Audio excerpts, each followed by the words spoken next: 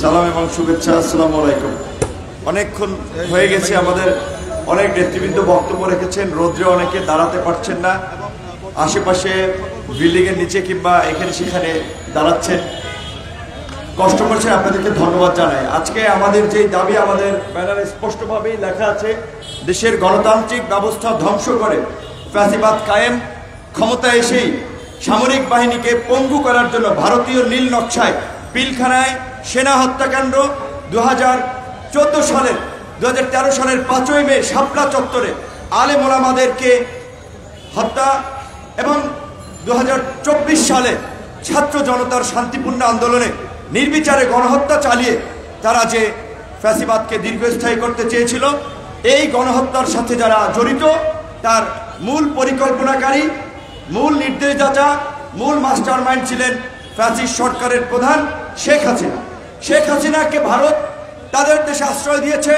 আমরা প্রতিনিয়ত আমাদের কাছ থেকে আমরা আহ্বান জানিয়ে যাচ্ছি, ভারতের প্রতি দাবি জানিয়ে আসছি, অনতিবিলম্বে শেখ হাসিনাকে দেশে ফিরিয়ে দিতে হবে বন্দি বিনিময় চুক্তির মাধ্যমে, এবং বাংলাদেশ তথা আন্তর্জাতিক আইন অনুযায়ী মানবতা বিরোধী অপরাধের কারণে, গণহত্যায় জড়িত থাকার কারণে শেখ হাসিনা তার দোষরদের বিচার হবে। সেই বিচারের দাবি এবং এই যে ফ্যাসিস্ট আওয়ামী লীগ, এই যে গণহত্যাকারী দল, এই যে হিটলার মুসলিনের মতো দল, এই ফ্যাসিস্ট দল যেন বাংলাদেশে আর যেন রাজনীতি করতে না পারে, আর যেন মানুষের উপরে গণহত্যা চালাতে না পারে, আর যেন লুটপাট করতে না পারে, আর যেন বাংলাদেশকে গুম খুনের নরকে পরিণত করতে না পারে, তাই আওয়ামী লীগকে নিষিদ্ধের দাবি এবং শেখ হাসিনার বিচারের দাবিতে আজকের এই গণ অবস্থান। সারা দেশে সমস্ত রাজনৈতিক দলগুলো আজকে আমাদের নেতৃবৃন্দ গাজীপুর, মুন্সিগঞ্জ, মানিকগঞ্জ বিভিন্ন জায়গায় আমাদের কর্মসূচি চালাচ্ছে, অন্যান্য রাজনৈতিক দলও চালাচ্ছে। আমাদের কিন্তু একই দাবি, গণহত্যায় জড়িত শেখ হাসিনা সহ তার দোষরদের বিচার এবং আওয়ামী লীগকে নিষিদ্ধ করা। গতকালকে আমরা স্বরাষ্ট্র উপদেষ্টা মহোদয়ের সাথে আলোচনা করে আমরা আমাদের অবস্থান জানিয়েছি। পরিষ্কারভাবে আপনারা দেখেছেন, গত 15 বছরে ওই কোটা সংস্কার আন্দোলন, 2018 সালের নিরাপদ সড়ক আন্দোলন থেকে শুরু করে প্রতিটি আন্দোলনে ছাত্রলীগ, যুবলীগের হেলমেট বাহিনীর তাণ্ডব এবং সাম্প্রতিক আন্দোলনে যারা অস্ত্র উঁচিয়ে গুলি চালিয়েছে, যারা মারধর করেছে, হামলা করেছে, তাদের ভিডিও আছে, ছবি আছে। স্বরাষ্ট্র উপদেষ্টাকে আমরা বলেছি, ছবি দেখে, ভিডিও দেখে একটা একটা করে দ্রুত সময়ের মধ্যে গ্রেপ্তার করে বিচারের মুখোমুখি করবে, এবং একই সাথে আওয়ামী লীগকে নিষিদ্ধের পাশাপাশি আওয়ামী লীগের সন্ত্রাসী সংগঠন ছাত্রলীগ, যুবলীগকেও নিষিদ্ধ করতে হবে। রাজনৈতিকভাবে আওয়ামী লীগকে নিষিদ্ধ করতে হলে নির্বাহী আদেশ কিংবা জনগণ করতে পারে। স্বরাষ্ট্র মন্ত্রণালয় থেকেও কিন্তু ছাত্রলীগ, যুবলীগকে সন্ত্রাসী কর্মকাণ্ডের জন্য চিহ্নিত করে তাদেরকে নিষিদ্ধ করা যায়। একই সাথে আমাদের ডায়াসপোরা কমিউনিটি, যারা আন্তর্জাতিকভাবে মানবাধিকার গণতন্ত্রের পক্ষে, বাংলাদেশের জনগণের পক্ষে দীর্ঘ 15 বছর লড়াই করেছেন, তাদেরকে বলবো, ইউরোপীয় ইউনিয়ন থেকে শুরু করে জাতিসংঘ, USA, UK সমস্ত সভ্য রাষ্ট্রগুলোর কাছে ছাত্রলীগ, যুবলীগের অপকর্মের বিভিন্ন ধরনের নিউজ এবং ভিডিও ডকুমেন্ট আকারে তাদের পররাষ্ট্র দপ্তরে জমা দিন। ছাত্রলীগ, যুবলীগের কোন সন্ত্রাসীকে যেন কোন রাষ্ট্র যেন ভিসা না দেয়। শেখ হাসিনা দিল্লিতে পালিয়েছে, কিন্তু কাউকে নিয়ে পালায় নাই, কাউকে তার প্লেনে জায়গা হয় নাই। এই ভবিষ্যৎবাণী কিন্তু আমরা গত 4-5 বছর ধরে করে আসছিলাম যে আফগানিস্তানের মতো প্লেনের চাকা ধরেও পালানোর সুযোগ পাবেন না। আফসোস, তারা শুনে নাই। কি হবে টাকা দিয়ে? আজকে সালমান এফ রহমানের মতো এত হাজার হাজার কোটি টাকার মালিক, কয়েক লক্ষ কোটি টাকা শেয়ার বাজার থেকে এবং ব্যাংক থেকে লোপাট করেছে। শেষ পর্যন্ত সেই সালমান এফ রহমান দাড়ি কামিয়ে, চুলে রং দিয়ে, লুঙ্গি পরে সদরঘাটের লেবার সেজেও কিন্তু রক্ষা পান নাই। সন্ত্রাসীরা হুঁশিয়ার, সাবধান! শেখ হাসিনার সন্ত্রাসীরা হুঁশিয়ার, সাবধান! আওয়ামী লীগের সন্ত্রাসীরা হুঁশিয়ার, সাবধান! বিপিনুর ভয় নাই, রাজপথ ছাড়ি নাই, এই রাজপথে ছাড়ি নাই। বিপিনুর ভয় নাই, প্রমাণ পায় নাই। দুর্দান্ত প্রতাপশালী আইনমন্ত্রী পায় নাই, ডিজিটাল ক্র্যাকডাউন চালানো জুনায়েদ আহমেদ পলকরা পায় নাই, কেউ রেহাই পাবে না। যে যেই গর্তে লুকিয়ে থাকেন সবাইকে গর্ত থেকে বের করা হবে। স্বরাষ্ট্র উপদেষ্টার সাথে আমরা পরিষ্কারভাবেই বলেছি, কাওয়া কাদের থেকে শুরু করে আওয়ামী লীগের এমপি মন্ত্রী, বিভিন্ন জেলা উপজেলার সভাপতি সেক্রেটারি সহ দায়িত্বশীল নেতৃবৃন্দ যারা এই সন্ত্রাসী কর্মকাণ্ড করেছে, ভোট ডাকাতি থেকে শুরু করে অর্থ পাচার, লুটপাট এবং জনগণের উপরে নির্যাতন নিপীড়ন করেছে, তালিকা করে তাদেরকে গ্রেপ্তার করতে হবে। গণতন্ত্রে ভিন্নমত থাকবে, বহুমত থাকবে, এটাই স্বাভাবিক। কিন্তু আওয়ামী লীগ নিষিদ্ধ হওয়া মানেই ভিন্ন মত নিষিদ্ধ হওয়া নয়। এই গত নির্বাচনেও ৬২টি রাজনৈতিক দল নির্বাচন প্রত্যাখ্যান করেছে, আওয়ামী লীগের সাজানো পাঠানো নির্বাচনে যায় নাই। শুধুমাত্র আওয়ামী লীগের দোসররাই এই নির্বাচনে গিয়েছে। আমাদের নেতৃবৃন্দ পরিষ্কারভাবেই বলেছে, জাতীয় পার্টির মতো সুবিধাবাদী দালাল পরগাছা বাংলাদেশের জন্য ভাইরাস, এই ভাইরাসকেও রাজনৈতিকভাবে নিষিদ্ধ করতে হবে। আমাদের নেতৃবৃন্দ বঙ্গভবনের প্রেসিডেন্টকে বলেছিল, ফ্যাসিস্ট হাসিনার দোসর জাতীয় পার্টি কিভাবে বঙ্গভবনে আসে। আমরা পরিষ্কারভাবেই বলতে চাই, কোন ধরনের আলাপ আলোচনায় জাতীয় পার্টির মতো একটা পরগাছা, জাতীয় পার্টির মতো একটা পাঁচাটা মেরুদণ্ডহীন দালালকে কোনো জায়গা দেওয়া হবে না।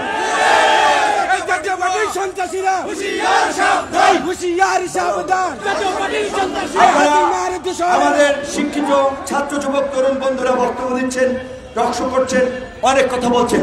কিছু কথা আপনাদেরকে একটু ওই কথার গ্রাউন্ড বুঝতে হবে এবং সেই অনুযায়ী কথা বলতে হবে। এই যে সালমান এফ রহমান কিংবা আনিসুল হকদেরকে গ্রেপ্তার করা হচ্ছে, ধানমন্ডি একটি হত্যাকাণ্ড। ধানমন্ডির এরকম হত্যাকাণ্ড মানে অদৃশ্য কিংবা প্রমাণ নাই, এই সমস্ত মামলায় তাদেরকে কিন্তু সাজা দেওয়া ডিফিকাল্ট হবে। তখন কিন্তু আইনের ফাঁক ফোকর দিয়ে তারা বেরিয়ে যাবে। কাজেই গত সরকার যেটা করেছিল, গায়েবী মামলা, ভিত্তিহীন মামলা নয়, সুস্পষ্ট তথ্য প্রমাণ এবং অভিযোগের ভিত্তিতেই যেন তাদের বিরুদ্ধে মামলা দেওয়া হয়, আমরা সেই আহ্বান জানাচ্ছি। একই সাথে বিএনপি, জামাত, বিরোধী দল, নাগরিক সমাজ, সাংবাদিক সমাজ সকলকেই বলবো, আপনারা গত 15 বছরে যে যেভাবে ভুক্তভোগী হয়েছেন, যে যেখানে নির্যাতনের শিকার হয়েছেন, নির্যাতনকারীদের বিরুদ্ধে প্রতিটি থানায় থানায় আপনারা মামলা দায়ের করুন। কিন্তু তথ্য প্রমাণের ভিত্তিতে আপনারা মামলা দায়ের করবেন, আজগুবি গায়েবী মামলা দায়ের করবেন না। এই সরকারকে কেউ বলছেন বিপ্লবী সরকার, কেউ বলছেন অভ্যুত্থানের সরকার, কেউ বলছেন অন্তর্বর্তীকালীন সরকার।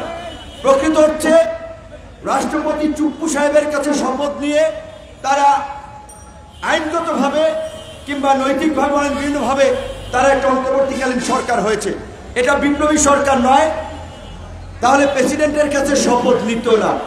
দ্বিতীয়ত, এটাকে আমরা বলতে পারি প্রকৃত অর্থে ছাত্র, নাগরিক কিংবা জনতার গণ অভ্যুত্থানের পরে ছাত্র জনতার সরকার, একটা জাতীয় সরকার। সেটাকে এখনো আরো কিছু সংযোজন বিয়োজন করে এটাকে জাতীয় সরকার কিংবা ছাত্র জনতার অভ্যুত্থানকারী সরকার হিসেবে ইস্টাবলিশ করতে হবে। সাংবিধানিক কিংবা অন্যান্য আইনগত যদি দুর্বলতা থাকে সেই বৈধতাও নিশ্চিত করতে হবে। কিন্তু এই চুপ্পু সাহেবকে রেখে সেটি সম্ভব হবে না।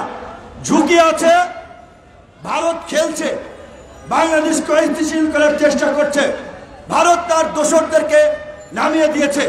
আমি বিশেষ করে হিন্দু সম্প্রদায়ের ভাই বোনদেরকে বলতে চাই, দেশের সকল নাগরিকদেরকে বলতে চাই, বাংলাদেশের মতো কমিউনাল হারমোনি বা সাম্প্রদায়িক সম্প্রীতি, এই রকমের সাম্প্রদায়িক সম্প্রীতি সবাই মিলেমিশে মহব্বতের সাথে ভালোবাসার সাথে বাস করে পৃথিবীর কোন দেশে আছে দেখান।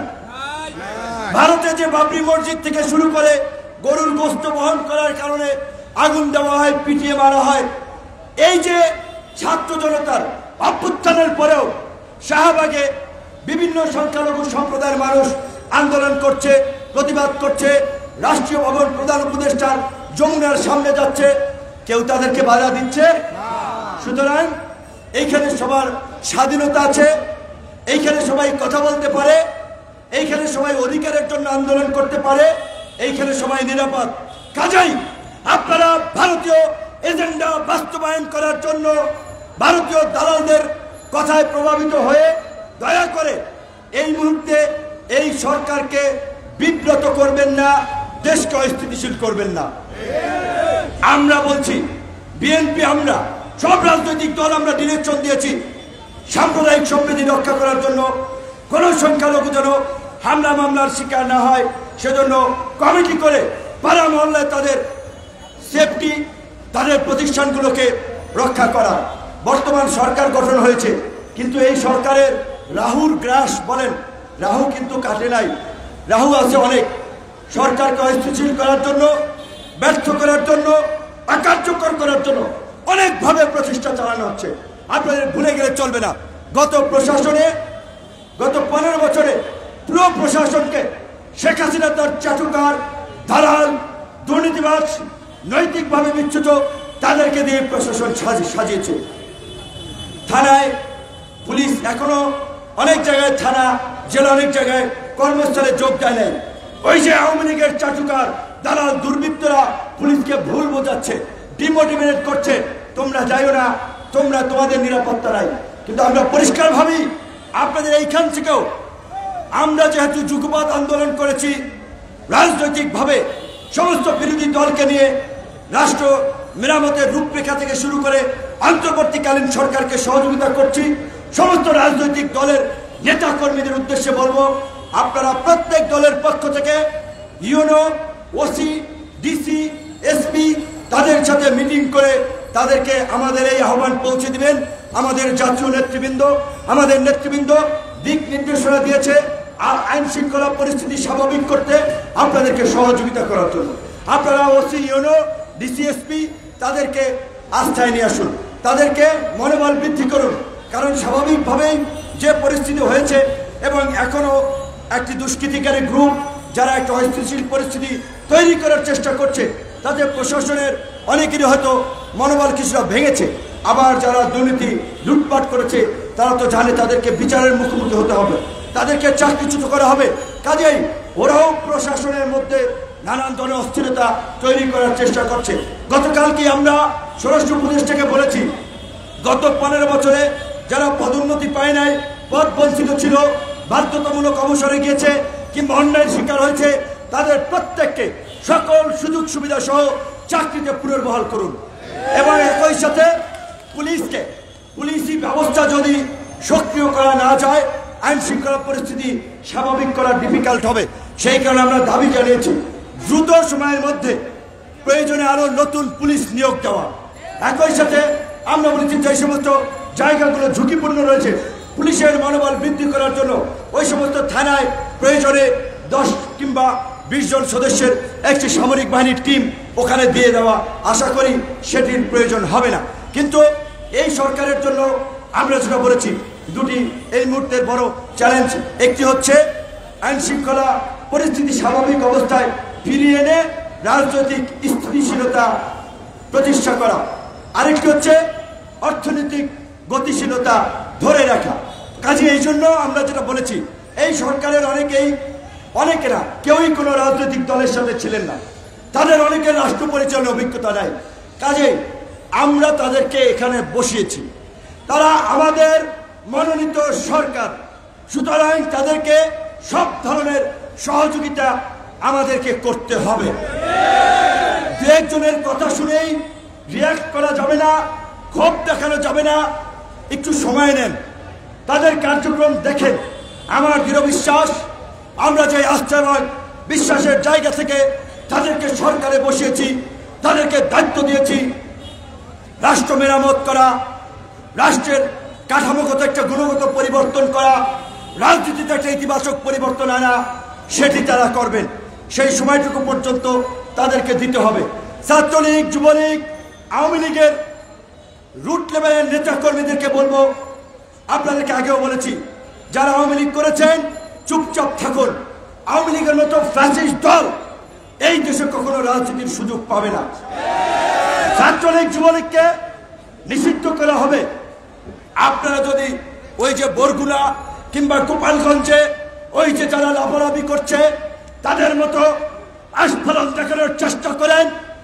যেহেতু এটা গণ অভ্যুত্থানের সরকার, এখন পর্যন্ত পুরোপুরি আইন শৃঙ্খলা পরিস্থিতি স্বাভাবিক হয় নাই, কাজেই দুর্বৃত্তদেরকে প্রতিহত করা জনগণের দায়িত্ব।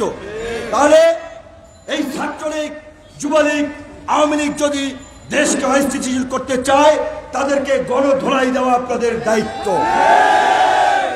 আমি আজকের এই সমাবেশ থেকে স্বরাষ্ট্র উপদেষ্টাকে আমরা বলবো, সারা বাংলাদেশে ছাত্র নাগরিকদের কাছে এই ফ্যাসিস্ট শক্তি পরাজিত হলেও গোপালগঞ্জ থেকে তারা এখন আস্ফালন দেখাচ্ছে। অনতিবিলম্বে সামরিক বাহিনী, পুলিশ সহ যৌথ বাহিনীর অভিযান চালিয়ে এই আস্ফালনকারীদেরকে আপনি গ্রেপ্তার করুন, অন্যথায় জনগণ তাদেরকে গণদোলাই দিয়ে গোপালগঞ্জের ওই মধুমতি নাকর নদী, ওই নদীতে ফেলাবে। এবং আপনারা কষ্ট করেছেন, আরো একটু কষ্ট করতে হবে। এই আন্দোলন শুধুমাত্র বিশ্ববিদ্যালয়ের ছাত্ররা করে নাই, কলেজের ছাত্ররা করে নাই, স্কুল, কলেজ, বিশ্ববিদ্যালয়, মাদ্রাসার ছাত্র, শিক্ষক, সাংবাদিক, নাগরিক সমাজ, রাজনৈতিক দল, সর্বস্তরের জনগণ যখন এই আন্দোলনকে সমর্থন দিয়েছে, অংশগ্রহণ করেছে, তখনই কিন্তু গণ অভ্যুত্থান হয়েছে। এমনকি আমরা একজন তরুণ নেতা হিসেবে অবশ্যই তরুণদের প্রতি আমাদের বিশেষ সব কর্নার ভালোবাসা আছে। ঢাকা মেডিকেলে যান, বিভিন্ন মেডিকেলে যারা চিকিৎসা নিচ্ছে যান, জ্বালাইয়ের কাজ করে, সবজি বেচে, হকার, ভ্যানওয়ালা, রিক্সাওয়ালা, এমনকি মারাও যারা গেছে, অনেকেই একেবারে নিতান্ত খেটে খাওয়া সাধারণ মানুষ। কাজে আমি জানি না স্বাস্থ্য উপদেষ্টা মহোদয় যে নির্দেশ দিয়েছেন আহত এবং নিহতদের তালিকা তৈরি করা, এখনো সেটি হয়েছে কিনা।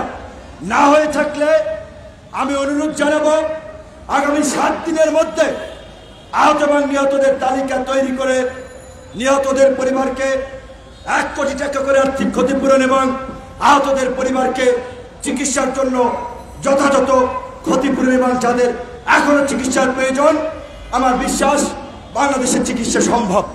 আর যদি সেটি না হয় তাহলে দেশের বাইরে পাঠানোর উদ্যোগ নেবেন। আজকের যে বাংলাদেশের এই বিপ্লব, গণ অভ্যুত্থান পরবর্তী পরিস্থিতি, এই পরিস্থিতিতে আমাদের বিশ্রাম নেওয়ার, সন্তুষ্টির ঢেকুর তোলার সুযোগ নাই যতক্ষণ পর্যন্ত না একটি নতুন রাজনৈতিক বন্দোবস্ত, নতুন সংবিধান, একটি নতুন রাজনীতি প্রতিষ্ঠা না হয়। কাজেই পাড়া মহল্লায় আপনারা মানুষকে আন্দোলনের মতোই রাজনৈতিকভাবে সচেতন করতে হবে এবং যারা এই অভ্যুত্থানের সুযোগ নিয়ে ইতিমধ্যেই নব্য দখলদারের ভূমিকায় অবতীর্ণ হয়েছে, মানুষের গরু নিয়ে যাচ্ছে, মানুষের পুকুর ঘের থেকে মাছ নিয়ে যাচ্ছে, মানুষের ঘরবাড়ি দখল করছে, জমি দখল করছে, এক সাইনবোর্ড পাল্টাইয়া আর এক সাইনবোর্ড দিচ্ছে। সে যেই দলের হোক, যত বড় নেতা হোক, সবাই মিলে এই নব্য দখলদারদেরকেও আওয়ামী দখলদারদের মতো পরাজিত করতে হবে।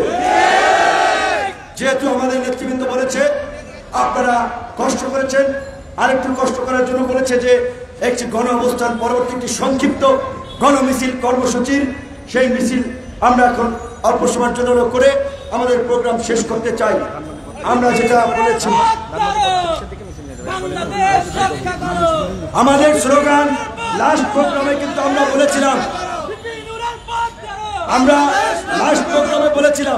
রাজনৈতিক দলীয় স্লোগানের চেয়ে এখন আমাদের দরকার জাতীয় ঐক্য, জাতীয় সংহতি এবং সম্প্রীতি। তাই আমাদের এখনকার স্লোগান হচ্ছে সবার আগে বাংলাদেশ, সবাই মিলে গর্ব দেশ। সবার আগে বাংলাদেশ, সবাই মিলে গর্ব দেশ। সবার আগে বাংলাদেশ, সবাই মিলে গর্ব দেশ। জনতার অধিকার, আমাদের অঙ্গীকার। দেশ হবে জনতার, আমাদের অঙ্গীকার। দেশ হবে জনতার, জনতার অধিকার, আমাদের অঙ্গীকার। সবার আগে বাংলাদেশ, সবাই মিলে গর্ব দেশ। দেশ করতে অর্থনীতির চাকাকে সচল করার জন্য প্রবাসী ভাইদের বিশেষ সহযোগিতা প্রয়োজন। কাজেই আপনারা বৈধ পথে রেমিটেন্স পাঠাবেন। আপনার এলাকার যে শিল্প কারখানাগুলো, সেটা যার শিল্প কারখানা হোক, সেটি যেন আক্রান্ত না হয়। আপনারা শিল্প কারখানার মালিককে সহযোগিতা করবেন। কেউ যদি অপরাধ করে থাকে আইনগতভাবে তার বিচার হবে, কিন্তু কোনো মিল কারখানায় হামলা করা, মালিক পক্ষকে বের করে দেওয়া, এই ধরনের দুর্বৃত্তপনা করার অধিকার কারো নাই। আসসালামু আলাইকুম।